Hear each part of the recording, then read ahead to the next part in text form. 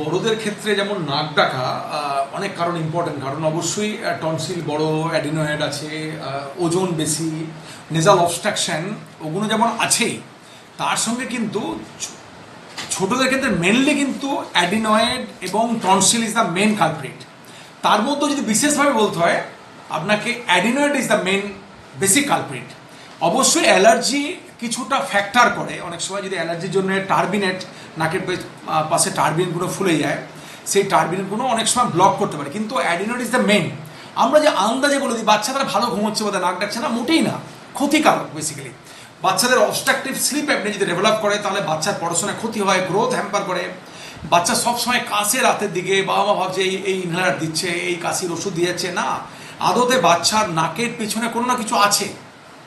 এবং অদ্ভুতভাবে সারপ্রাইজ, আমি রোজ পেশেন্ট পাই। একটু আগেও আমি দেখলাম একজন বাচ্চাকে অনেক দিন ধরেই তাকে পেরিডিসিয়ান স্প্রে দিয়ে যাচ্ছে, অ্যান্টি অ্যালার্জি দিয়ে যাচ্ছে, কিন্তু একটা প্রপার ডায়াগনোসিস হয়নি।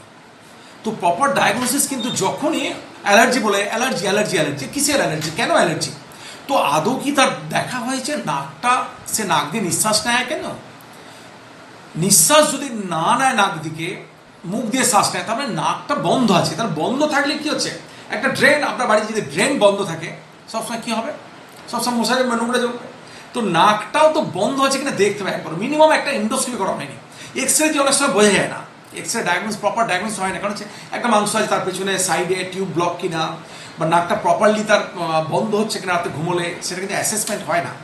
যখন আপনি এন্ডোস্কোপি করবেন দেখবেন পুরো ক্লিয়ার পিকচার, যে বড় অ্যাডিনয়েড, কফ নামছে, বাবা মা বলবে হ্যাঁ নাক ডাকে, সর্দি হয় সব সময়, সারা বছর টুকটাক লেগেই আছে, আমার বাচ্চার সর্দির ধাত আছে, ডাক্তারবাবুকে যায়, ডাক্তারবাবু অ্যালার্জি বলেন, আর তারপরে কাশি যখন কন্টিনিউস হয় ইনহেলার দেয়। কিন্তু আপনি লাংসে, চেস্টে দেখবেন কিছু নেই, উনি বলেন যে আমার ডাক্তারবাবু বলেন যে চেস্ট কিছু ক্লিয়ার আছে, তাহলে কেন সে কাশছে, কেন তার নাক বন্ধ, কেন নাক ডাকছে? তো সেই ব্যাপারে আমার মনে হয় ইএনটি বিশেষজ্ঞরাই দেখে বলতে পারবে। এবং যদি প্রপারলি দেখতে হয় নাকের এন্ডোস্কোপি করে দেখতে হবে।